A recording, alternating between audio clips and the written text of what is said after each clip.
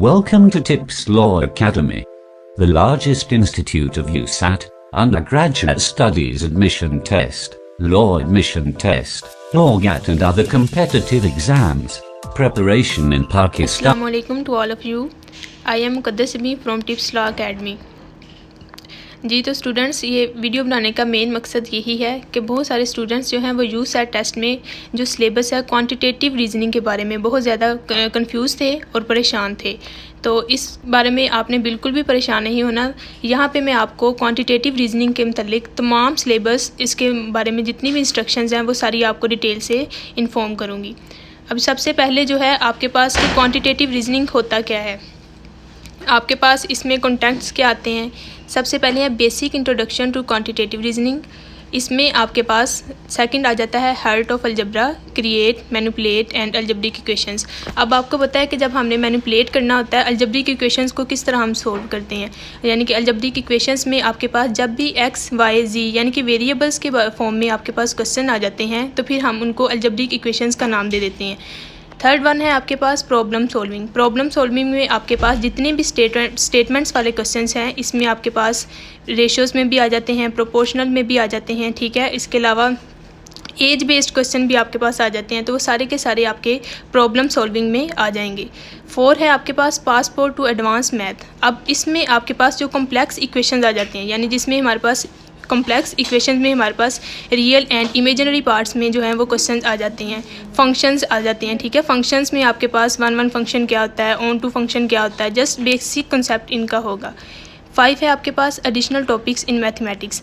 In additional topics in mathematics में आपके पास general की पॉइंट्स आ जाते हैं, जिसमें आपके पास आ जाता है एरिया, वॉल्यूम, कोऑर्डिनेट्स। अब यहाँ पे एरिया और वॉल्यूम जो है वो आपके पास ट्राइंगल का एरिया क्या होता है, ट्राइंगल का वॉल्यूम क्या होता है, ठीक है। इसी तरह आपके पास डिफरेंट जो ट्राइंगल्स होती हैं और तमाम मतलब कि इससे रिलेटेड जो हैं वो एरिया, स्क्वायर का एरिया क्या होता है, रेक्टेंगल का एरिया क्या होता है, ये सब आपके पास आ जाएंगे। इसके अलावा कोऑर्डिनेट्स, ज्योमेट्री से रिलेटेड आपके पास बेसिक क्वेश्चन आ जाएंगे। और इसके अलावा बेसिक ट्रिग्नोमेट्रिक, जिसमें आपके पास साइन, कोस, टेन, ठीक है, और इनके इन्वर्सिस फंक्शंस आ जाएंगे। जी तो डियर स्टूडेंट्स, अब हम पढ़ेंगे व्हाट इज़ क्वांटिटेटिव रीजनिंग, यानी कि बेसिक जो असल में हमारे पास क्वांटिटेटिव रीजनिंग होता क्या है। तो आइए हम इसकी डेफिनेशन देखते हैं। By one definition, quantitative reasoning is the application of basic mathematics skills. अब यहाँ पे आपके पास जो बेसिक मैथमेटिक्स स्किल्स है इसमें आपके पास algebra to the analysis and interpretation of real world quantitative information in the context of a discipline और an interdisciplinary problem to draw conclusion that are relevant to students in their daily life. अब देखें students, यहाँ पे जो mathematics skills हैं आपके पास अलजब्रा आ जाता है। अलजब्रा में आपके पास बेसिक जो हैं वो लीनियर इक्वेशंस आ जाती हैं, ठीक है। आपने इक्वेशंस को सोल्व करना होता है। इसके अलावा analysis and interpretation of real world quantitative. In real world quantitative में आपके पास स्टेटमेंट्स से रिलेटेड जितने भी क्वेश्चन जो होते हैं वो आ जाते हैं, यानी कि इसमें आपके पास एज बेस्ड क्वेश्चन आ जाएंगे, ठीक है, प्रोपोर्शनल पे क्वेश्चन आ जाएंगे, रेशो पे क्वेश्चन आ जाएंगे। वो सारे मतलब कि सब की इन्फॉर्मेशन जो है वो आपको इंटरप्रिटेशन ऑफ रियल वर्ड्स, जो ग्राफ के क्वेश्चन होते हैं वो भी इसमें आ जाएंगे, ऑफ डिसिप्लिन्स और an interdisciplinary problem to draw a conclusion. यानी कि जब हम टेबल्स वगैरह को सोल्व करते हैं, इक्वेशंस को सोल्व करते हैं, कोई डायग्राम देख के हमने उसकी इक्वेशन ड्रा करनी होती है, वो लीनियर है, वो किस टाइप की इक्वेशन है हमारे पास, वो सारे इससे रेलिवेंट जितने भी क्वेश्चन हैं वो आपके इसमें आ जाएंगे। इन देयर डेली लाइफ्स में मतलब कि रोज़मर्रा में अगर हम अपनी बात करें, इसकी ट्रैफिक रूल्स की बात करें, या फिर आपके पास आ जाता है कि स्टूडेंट्स क्वांटिटेटिव रीजनिंग की एग्जांपल से पहले आपको बताती चलूँ कि यूसेट टेस्ट की बेहतरीन तैयारी के लिए आप टिप्स लॉ अकेडमी के ऑनलाइन सेशन को ज्वाइन कर सकते हैं। जिस तरह आज तक टिप्स लॉ अकेडमी 5 साल से law admission test, law GAT test और अदर कम्पिटिटिव एग्ज़ाम्स की तैयारी करवाती आई है, और अल्हम्दुलिल्लाह 3000 से ज़्यादा students from all over Pakistan हमें ज्वाइन करते हैं। आज तक अल्हम्दुलिल्लाह टिप्स लॉ अकेडमी ने 100% अपना प्रीवियस रिज़ल्ट बरकरार रखा हुआ है। आप हमारे प्रीवियस रिज़ल्ट और मेथोडोलॉजी को चेक करने के लिए हमारी वेबसाइट, हमारा फेसबुक पेज और हमारा इंस्टाग्राम पेज विज़िट कर सकते हैं। यूसेट के पहले बैच की क्लासेस का आगाज़ आज से होने जा रहा है, जिसमें आपको जूम और Meet classes, recorded lectures, notes की फ्राहमी, मॉक टेस्टिंग के साथ आपकी असाइनमेंट, एवल्यूशन और गेस्ट पेपर भी फ्राहम किए जाएंगे।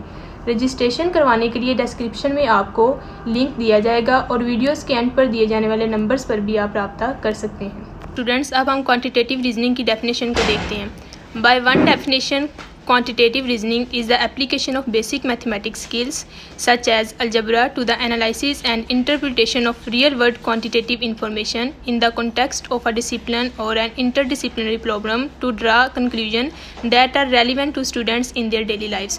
यानी कि quantitative reasoning में आपके पास जो basic mathematics skills है, basic mathematics skills में आपके पास algebra, ठीक है, इसके अलावा आपके पास interpretation यानी कि ग्राफ्स जो हैं, ग्राफ से क्वेश्चंस आपके पास क्या आते हैं, फिर हमने कि शेप्स वगैरह को देख के हमने उसके इक्वेशंस को किस तरह ड्रा करना है, ये सब आपकी बेसिक मैथमेटिक्स में इसमें आपके पास आ जाएगी। परसेंटेज बेस पे क्वेश्चंस, रेशियो पे, प्रोपोर्शनल पे, ठीक है, वो बेसिक ट्रिग्नोमेट्रिक पे, ये सब के सब जो हैं आपकी वो क्वांटिटेटिव रीजनिंग के पार्ट है।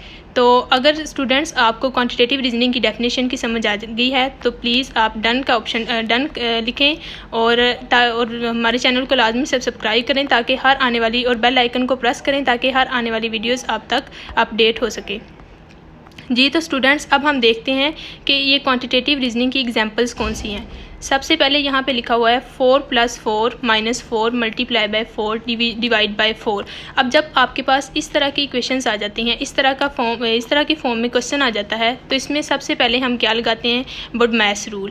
ठीक है, BODMAS रूल आपको बताता है brackets of division, multiplication, addition and then subtraction. तो यहाँ पे हमारे पास ब्रैकेट्स शो नहीं हो रही, तो इट्स मीन्स तो BODMAS रूल में फिर हम थर्ड स्टेप पे जाएंगे, डी पे ना। तो यहाँ पे हमारे पास ब्रैकेट्स तो हमारे पास है नहीं है, तो हम यहाँ पे देखेंगे कि डिवीजन पर सबसे पहले हम डिवीजन को करेंगे। तो आइए मैं ज़रा इसकी एक्सप्लेनेशन में आपको दिखाती हूँ।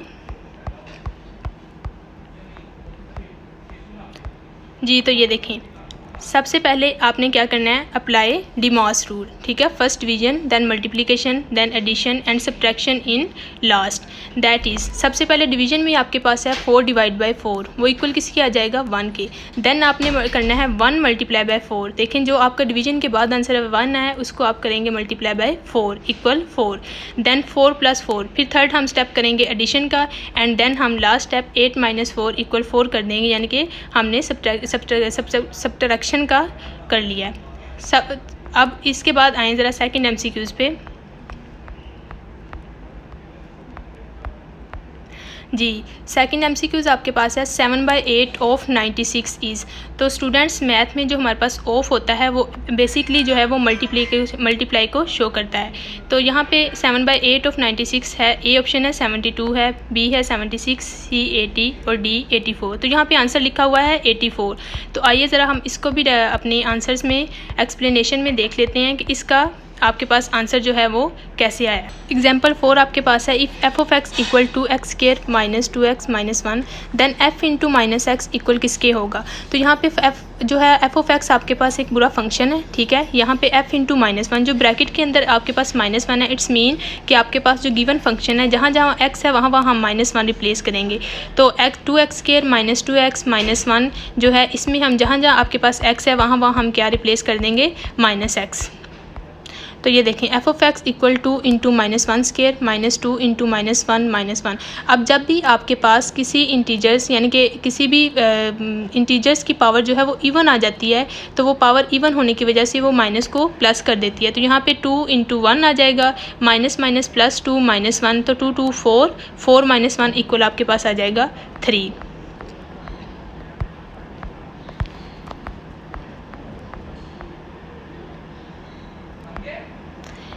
MCQs नंबर 3 आपके पास है, if x + 3y = 12 and -2x - 4y = 24 then what are the values of x and y।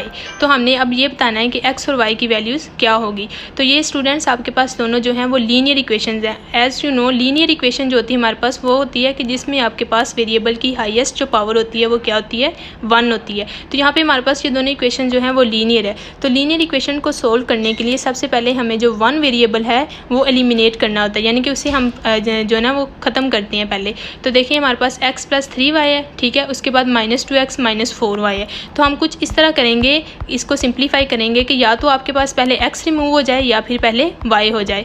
तो इधर देखिए ज़रा, 3x + 3y इक्वल है आपके पास 12, -2x - 4y इक्वल 24। तो हमने कोई एक वेरिएबल जो है उसकी मैग्नीट्यूड वैल्यू जो है उसको हमने सेम करना है।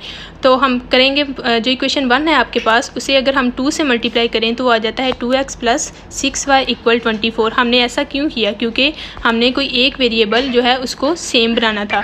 तो 2x + 6y = 24 - 2x - 4y = 24। तो देखें अब यहाँ पे जो x वाली वैल्यू है आपके पास वो सेम हो गई है, ठीक है। तो अब जब हम इनको ऐड करेंगे तो आपके पास जो x है वो कैंसिल हो जाएगा। 6 में से 4 माइनस करेंगे तो 2y हो जाएगा = 24 + 24 = 48 हो जाएगा। तो यहाँ पे 2 मल्टीप्लाई हो रहा है y के साथ, वहाँ पे जाके डिवाइड होगा तो वो y = 24 आ जाएगा। अब आपके पास एक वेरिएबल y की वैल्यू आ गई है, तो इसको हम जब किसी भी इक्वेशन में, अब यहाँ पे आप इक्वेशन 1 में पुट कर लें, 2 में पुट कर लें, तो आपके पास सेम वैल्यू आएगी x की, ठीक है। यहाँ पे उन्होंने put in y = 24 in 1। Equation 1 में y की जगह पे जहाँ y है वहाँ हमने 24 रिप्लेस करवा दिया, तो ये आपके पास जो फाइनल x की वैल्यू है वो इक्वल आ जाएगी -60 के। अब यहाँ पे 5th एग्जाम्पल आपके पास है, व्हाट इज़ द 101 यानी कि first term of the sequence 1 4 7 10, ठीक है। यहाँ पे आपके पास यानी कि 101 जो है टर्म है वो सीक्वेंस में क्या होगी, यानी कि फर्स्ट ये है, सेकंड 4 है, थर्ड 7 है, फोर्थ 10 है and up to so on. तो हमने फाइंड करनी है 101 टर्म। तो इसकी भी एक्सप्लेनेशन में हम देखते हैं किस तरह हम इसको सोल्व करेंगे। तो सबसे पहले जो आपके पास है, this is an arithmetic sequence with common difference of 3, यानी कि जो हमारे पास सीक्वेंस का डिफरेंस हमारे पास है 1 4 7। अब डिफरेंस हम किस तरह फाइंड करते हैं कि हम जो है वो पीछे वाली टर्म में से फर्स्ट टर्म जो वो माइनस करेंगे, 4 - 1 करेंगे तो 3 आ जाएगा, 7 - 4 करेंगे 3 आ जाएगा, 10 - 7 करेंगे तो 3 आ जाएगा। यानी कि जो टर्म्स के दरम्यान हमारे पास डिफरेंस है वो क्या आ रहा है, 3 आ रहा है। तो इसलिए यहाँ पे arithmetic sequence with common difference of 3। अब जो हमारे पास A1 होता है वो फर्स्ट एलिमेंट होता है इस सीक्वेंस का, the first element is 1 and total elements are 101, क्योंकि हमने जो लास्ट पे जिसकी वैल्यू फाइंड करनी है, जो सीक्वेंस फाइंड करनी है वो हमारे पास 101 है, वो आपके पास n होगा, ठीक है, number of terms. So A1 आपके पास 1, D इक्वल आपके पास 3, D यहाँ पे आपका जो बेसिकली डिफरेंस है, ठीक है, जो सेकंड टर्म में से फर्स्ट टर्म हम माइनस करेंगे तो आ जाएगा।